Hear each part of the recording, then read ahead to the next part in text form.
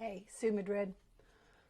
Last week I was introduced to the phrase high reliability organizations.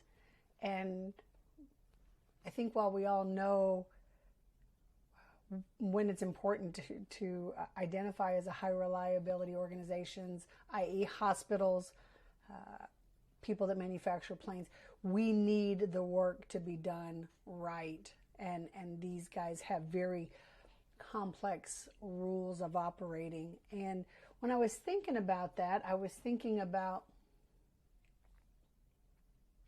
I would like any organization I was a leader in to be considered a high reliability organization, even if I'm not carrying the moniker of that.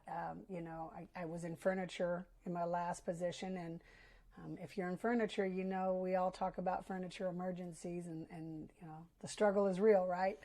But we all want to have high reliability in customer service. We want to put out good products. We want to make sure that what we're sending out to customers is reliable. And we want to make sure that we figure out how to do that.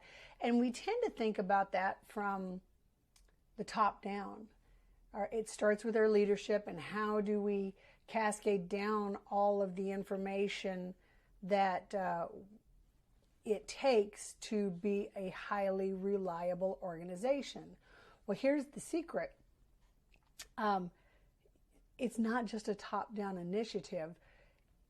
And what if, you guys know I love what if we started empowering people from the bottom up in our organizations to be participants in a highly reliable output?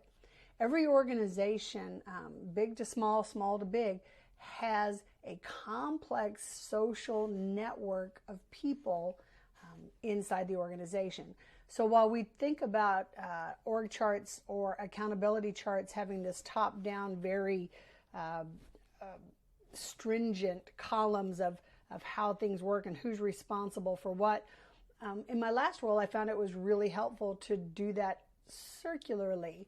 So when I put the nucleus of the organization and the leadership team in the middle, and then I built out additional circles and put that there so I could be reminded of the relationships between departments whenever we were making a decision about how to make change, and we could visually see when we're making a change in production, we also needed to make sure that the people who were doing production planning and backing up to customer service and backing up to sales, and how all of those things were interrelated. So we remembered to address every change or every nuance to each of the players that were associated with that. I have now evolved my thinking to, rather than circles on a flat piece of paper, a 360 holographic view, and I'm starting to understand the importance of these complex social relationships that happen inside of organizations. So every organization, whether or not you have leaders identified, there are influencers peppered in throughout every organization, and identifying who those influencers are and seeing if you can leverage those relationships among the people inside the organization.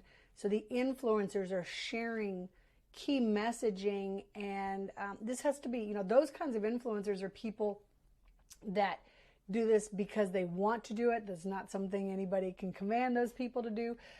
But influencing the influencers is a really important part of what we do as leaders.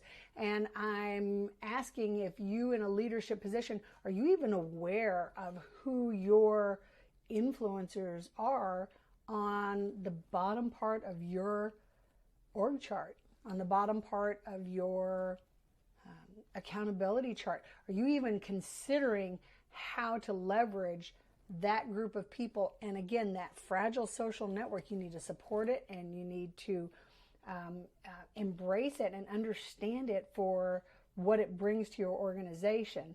So you have this high reliability work that needs to be done, but the people that understand when things aren't working right, when the people that see when things consistently go wrong, there are these people peppered, again, all through your organization. They see that, but we don't always think to identify them. We don't always think to go to them intermittently, frequently, whatever your cadence is, to ask them what it is they're seeing, because we're so busy being stuck in that top-bottom mindset. So what does that look like for your organization? How could you do that differently? How can you continue to touch all the places in your organization? And how can you have all the places and players in your organization touch your processes? That's all I have. Have a great day. Thanks. Bye.